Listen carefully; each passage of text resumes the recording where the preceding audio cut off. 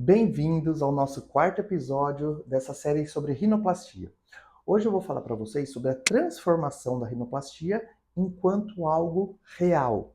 O que é ser realista na expectativa de uma cirurgia de nariz? O que é possível que a gente faça, o que é impossível que a gente faça? Então, a realidade, a expectativa real de vocês, pacientes, com agente médico, para tentar atingir um resultado na expectativa legal, vai ser de acordo com a conversa com cada um no consultório. Então, por isso da consulta ser tão essencial. Então, o que é uma consulta no qual o paciente tem uma expectativa realista? Uma expectativa realista é aquele paciente que sabe que a cirurgia existe limites para ela. Não é possível não é possível a gente fazer um nariz que não seja real. Então, adoro falar nesse sentido que chega um paciente falando, doutor, eu quero o nariz igualzinho dessa atriz, ou desse ator, tanto faz, homem, mulher, ambos têm expectativas não realistas. É impossível a gente pegar o nariz de outra pessoa e fazer o nariz igual em vocês. Isso é uma expectativa que não é real. Agora, vocês pegando o nariz de outra pessoa e vocês falando, doutor, eu gostaria que dentro do limite do meu nariz, que você fizesse um nariz parecido com esse. Aí talvez seja algo mais realista. Então, a expectativa realista é aquilo que é possível fazer dentro das condições de uma cirurgia de nariz. Tá? Então, por que é tão importante essa questão da realidade? Porque tem uma variação muito diferente de um paciente para outro em relação à anatomia. Então, vamos citar algumas. O paciente caucasiano, eles têm a tendência de ter um septo maior, uma pele mais fina, uma hiperprojeção do nariz, muitas vezes uma giba nasal. Já pacientes com descendência afro-americanas, eles têm totalmente o inverso. É um nariz mais baixo, muitas vezes sem dorso, quase que algum, as cartilagens muito mais frágeis e com isso um esparramento maior do nariz, ele fica maior, mais largo, ele tem uma hipoprojeção, então ele não é tão para frente, ele é mais para trás, parece mais um nariz achatado e principalmente uma pele muito grossa. Tá? Já que eu já falei da pele, vamos entrar na expectativa da pele. Qual que é a diferença de uma pele grossa para uma pele fina na rinoplastia? Se eu estou fazendo uma cirurgia que eu vou mexer lá embaixo, não na pele, mas lá embaixo, nos ossos do nariz e nas cartilagens do nariz, por que a pele é tão importante? Muito simples. A pele fina, tudo que eu fizer lá embaixo vai aparecer aqui em cima. Então, é muito mais fácil a gente ver imperfeições na pele fina, é muito mais fácil conseguir abusar das cartilagens na pele fina, de modo que elas transpareçam mais o que a gente fez lá embaixo. O que eu quero dizer com tudo isso? Imagina que eu quero fazer um nariz mais pontudinho, mais fino. É possível? Na pele fina, sim. Na pele grossa já não é tão possível. Por quê? A pele grossa tem as suas vantagens. Ela não aparece tanto o que está lá embaixo. Então, se tiver alguma imperfeição nas cartilagens lá embaixo do nariz, elas não vão aparecer aqui externamente. Por outro lado, ela tem uma dificuldade ainda maior de conseguir uma definição melhor de ponta, ela tem uma dificuldade de transparecer todo o serviço que nós estamos fazendo na base óssea e na base cartilaginosa. Então, tudo na vida tem o seu lado positivo e seu lado negativo. Em outras palavras, como que eu gosto de explicar aqui no consultório qual que é a diferença de uma pele fina ou pele grossa? Muito simples, olha isso. Se eu colocar o dedo aqui e fizer isso é uma pele fina. A gente está vendo transparecer aqui que tem alguma coisa empurrando. Então, se isso aqui fosse uma cartilagem, a gente estaria vendo ela aqui em cima e estaria vendo uma ponta nasal bem fininha. Agora, e se eu fizer isso? Isso já é uma pele grossa. A gente vê também que tem alguma coisa empurrando aqui embaixo. No entanto, ela não transparece tanto aqui em cima. Então, ela tem uma dificuldade um pouco maior para aparecer aquele trabalho que a gente está fazendo lá embaixo. Ok? Então, basicamente, essa é a diferença da pele fina e da pele grossa. Outra questão importante, estou olhando minha colinha. Vocês sabem que sempre que eu olho para lá é porque eu estou olhando minha colinha para não esquecer de falar nada para vocês. Qual que é outra questão muito importante numa cirurgia realista? Tem paciente que chega aqui no consultório que fala, doutor, eu quero um nariz extremamente fino. Eu falo, peraí, esqueça, não dá para fazer um nariz extremamente fino. Por quê? Porque primordialmente, acima da estética, eu estarei pensando na função do nariz, que é respirar adequadamente. Então, é possível fazer um nariz muito fino? Sim, é. No entanto, a gente não faz, porque primordialmente eu tenho que fazer a parte respiratória acima da estética. Então, se eu fizer um nariz muito fino, é bem provável que não respire adequadamente depois da cirurgia. Então, por isso que existe um limite para a gente conseguir deixar o nariz mais fino ou mais largo, tá? Então, isso também é tudo calculado de acordo com cada paciente, de acordo com cada anatomia de cada um, conforme a gente faz tanto a avaliação aqui no consultório, quanto a avaliação que a gente faz no intraoperatório. No momento da cirurgia, a gente também faz uma nova avaliação para saber, será que se eu deixar desse jeito, vai conseguir respirar? Se eu achar que não, eu volto para trás. Se eu achar que sim, dá para continuar indo naquele sentido. Ok? Vamos lá. Qual a diferença da melhoria estética e a perfeição inalcançável? Para quem já passou em consulta comigo, sabe muito bem que eu falo isso. Eu peço para vocês, ó, vou fazer a mesma coisa que eu faço falando na consulta. Dá uma nota no seu nariz hoje de 1 a 5. 0 não tem, tá? De 1 a 5. Como que tá seu nariz hoje? Pensa num número dentro disso aqui. Então, péssimo, ruim, regular, bom e ótimo. Como que tá seu nariz hoje? Péssimo. A maioria dos pacientes vão falar que tá péssimo ou tá ruim. A obrigação nossa na cirurgia é subir um degrau. Então, sair daqui, trazer para ruim. Então, de péssimo, deixar ele ruim. De ruim, deixar ele regular. De regular, deixar ele bom. Bom mesmo, para ficar ótimo, é muito difícil, tá? O que significa essa brincadeira que eu faço com todos os pacientes que passam aqui no consultório? Que, apesar da gente sempre ter como objetivo um nariz excelente, um nariz perfeito, a técnica cirúrgica não nos permite que cheguemos a essa perfeição inalcançável. Quer um exemplo? A maioria das pessoas, quando faz assim e olha para dentro dos dois buraquinhos do nariz, das duas narinas, tem uma assimetria de um lado para o outro. Faz uma foto, você de baixo para cima, pegando os dois buraquinhos e olha a foto. Vê se os dois buraquinhos são simétricos, se eles são idênticos.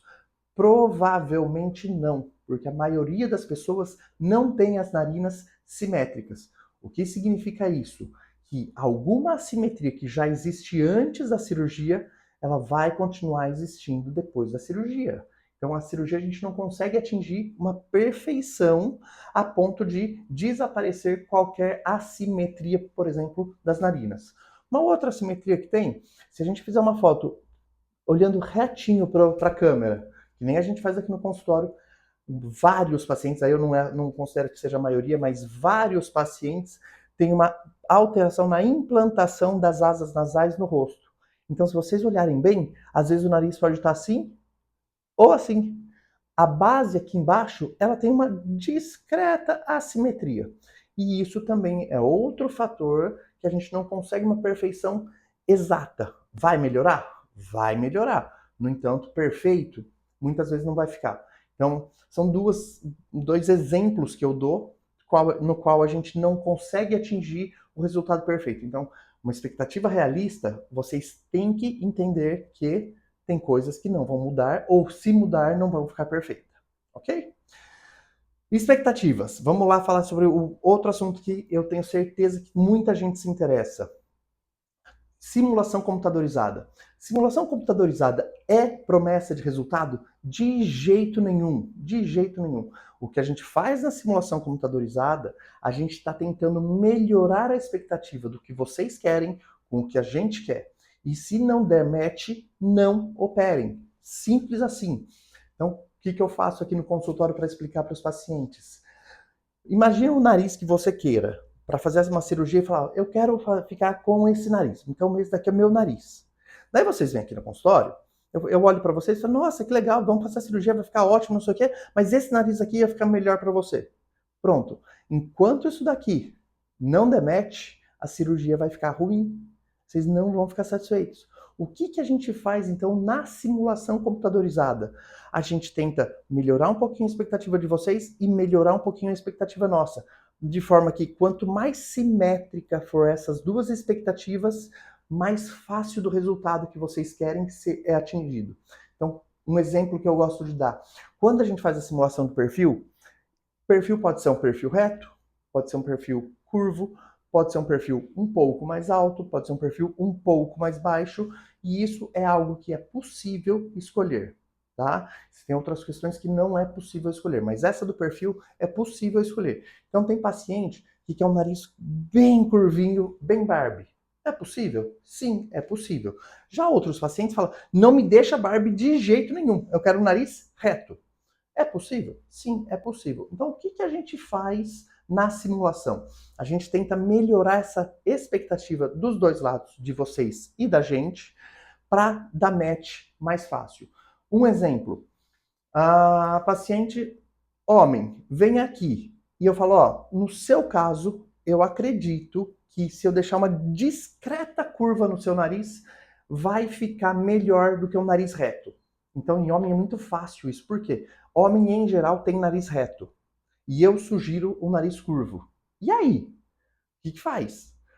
Aí a gente pega a simulação, eu faço as duas simulações. Primeiro, com o nariz reto.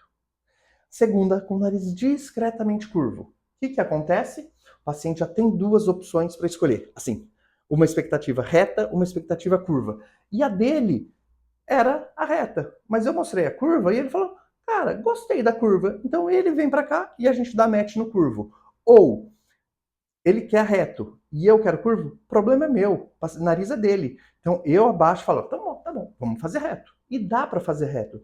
Então a simulação, ela tem o intuito de melhorar essa expectativa de vocês com a gente.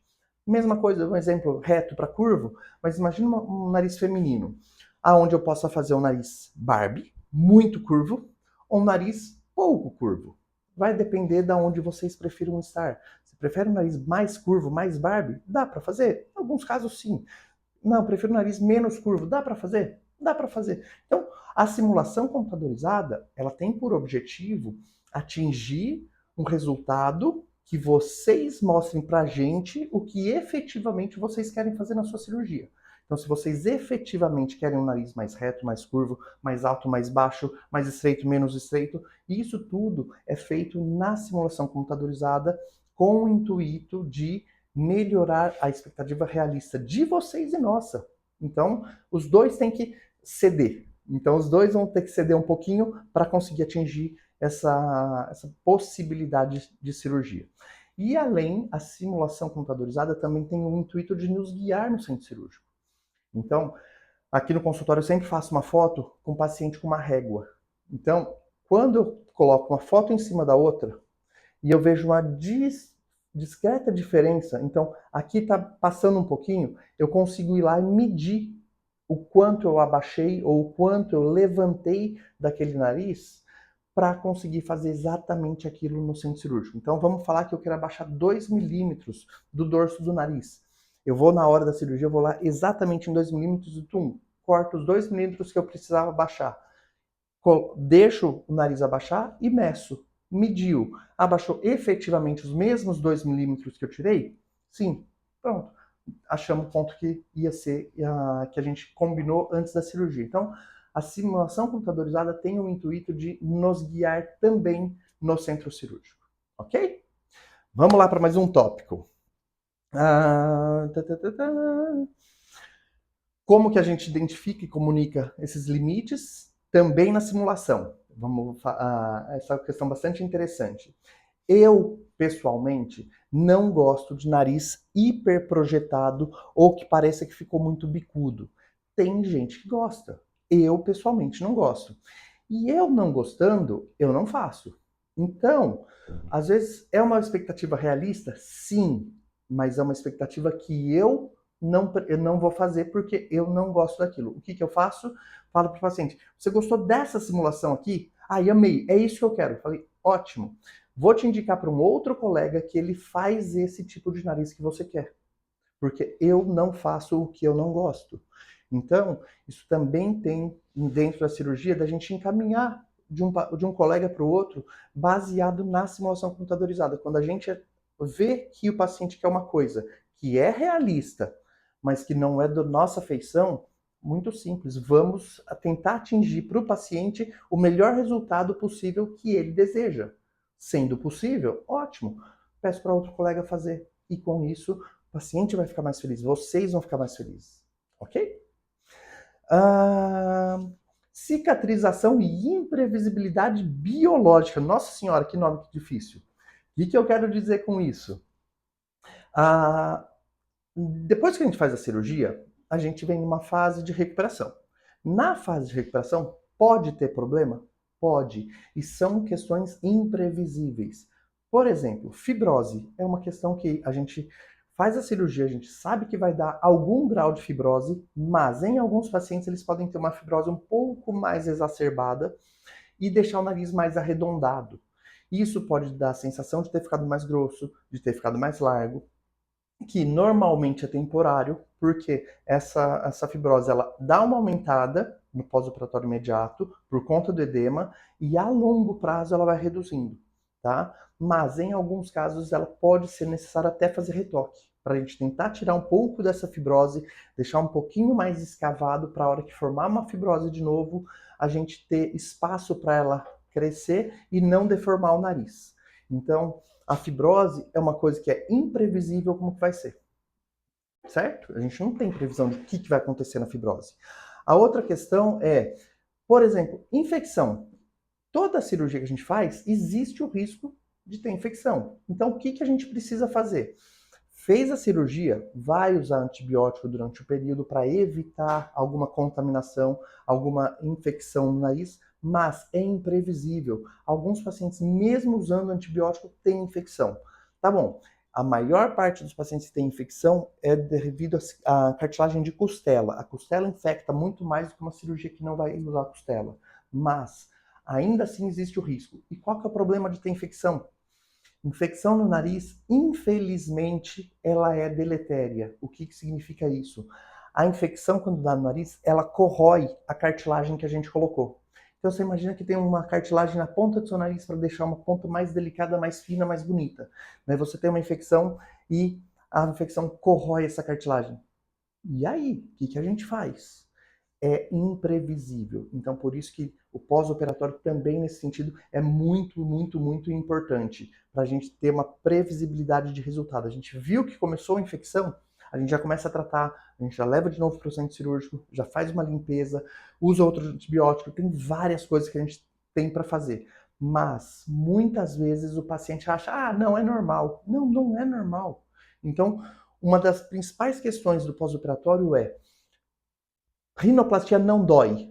Ponto final. Nariz não dói depois da cirurgia. E ponto final. Mas tá doendo, tá doendo, tá doendo, tá doendo, tá doendo. Tá errado. Tá errado. Vocês têm que avisar o médico que tá doendo, tá? Então volta no consultório e fala, doutor, eu tô com muita dor no nariz. E eu ouvi dizer que não dói. E realmente não dói. Normalmente esse é o primeiro sinal de que a coisa não está legal e que provavelmente infectou. Então, muito cuidado com as sensações que não eram para ter no pós-operatório. Então, tudo que vocês forem sentindo, avisa o médico, nos avisem. Para quê? Para a gente ter um parâmetro de precisa fazer isso, não precisa fazer isso, volta aqui hoje, volta aqui amanhã, volta daqui só uma semana, tá tranquilo. Quem tem que tomar essa decisão somos nós. Mas vocês têm que avisar a gente do que está acontecendo no pós-operatório de forma que a gente espere que não aconteça nada de ruim, ok? Que mais? Como lidar com o período de adaptação ao novo nariz? Isso é bastante interessante, porque a gente faz a simulação no consultório, a gente já mostra como que a gente pretende que fique o nariz, e daí a gente consegue aquele resultado. E a hora que a gente tira o curativo, fala, mas esse não sou eu. Existe isso? Graças a Deus, muito pouco. Mas sim, existe. A cirurgia ficou linda, maravilhosa, mas o paciente fala, ah, eu não estou me reconhecendo. Não, eu não gostei porque não sou mais eu. Calma, isso é possível de acontecer? Sim. Mas isso, em geral, acontecia muito mais quando a gente não tinha simulação computadorizada, porque a expectativa era muito diferente. Hoje em dia, a gente praticamente não vê isso. Mas, quando nunca vê, qual que é a sugestão? Se o nariz está legal e vocês simplesmente não conseguem se auto-reconhecer, a gente normalmente lança mão de ajuda de outra equipe, que é a equipe de psicólogos, para tentar entender por que que não está dando match, ainda mais do nariz novo, com a expectativa que existia. Então, é algo que aconteceu ou é algo que simplesmente tem algum distúrbio a mais que está impedindo vocês de ficarem satisfeitos com aquele resultado que foi combinado antes? Então, isso também é bastante importante, ok? A companhia... Volto a falar, isso eu já falei, mas vamos lá falar de novo. A importância do acompanhamento pós-operatório. Então, principalmente para quem é fora de Salvador, fora de São José dos Campos ou São Paulo, onde eu opero, às vezes o paciente vem para consulta, a gente faz uma consulta online, vem para consulta presencial no dia anterior da cirurgia ou mesmo no mesmo dia da cirurgia, isso é possível. E depois da cirurgia eu preciso ver presencialmente pelo menos o primeiro retorno e os outros podem ser online. Mas é importante fazer os outros retornos. Por quê? Nos outros retornos que a gente vai identificar qualquer alteração que está acontecendo, por exemplo, que eu acabei de citar, em relação à infecção. Está tendo uma infecção? É sinal que está doendo. Está doendo? Avisa a gente. Quando que a gente vai ser avisado? Hoje com o WhatsApp é muito fácil, a qualquer hora. Mas, se é uma coisa que está evoluindo mal, a gente tem que fazer um retorno presencial. Então, existe uma necessidade esporádica da gente precisar ver inúmeras vezes presencialmente. A maioria das vezes a gente consegue até fazer online. Para os pacientes que é da própria cidade, eu sempre prefiro fazer presencial, porque a gente consegue tocar, eu consigo avaliar melhor se está tendo muito edema, se não está tendo muito edema. As fotos, em geral, elas podem distorcer alguma coisa, então, para quem consegue presencialmente, é melhor presencial. Para quem não consegue presencialmente, é obrigatório fazer as consultas pós-operatórias, tá? Mesmo que esteja tudo bem. Porque às vezes acha que tá uma coisa muito boa, não, isso aqui é normal, vai melhorar sozinho. E não melhora e às vezes pode piorar. Então, por isso da necessidade da gente fazer esse pós-operatório de forma bem intensa, tá? Então, quem opera comigo sabe que eu marco pelo menos 6 retornos pós-operatórios, que é em 7, 15, 30, 60, 90, 180 dias. E alguns pacientes eu sempre peço para voltar com 360 dias, que é um ano de pós-operatório. Ok? Então, eu acredito que eu falei tudo sobre essa expectativa realista e de não realidade, tá? Para a gente tentar dar match na cirurgia e vocês irem para a cirurgia com maior certeza de que vai ficar bom, de que é aquilo mesmo que vocês querem, que não está fugindo ou que você não esteja esperando um resultado adequado, ok? Tiver qualquer dúvida, escreva aqui nos comentários. Aqui no YouTube, normalmente eu demoro um pouquinho mais para responder, porque eu não recebo as notificações de imediato, eu só recebo elas no resumo semanal.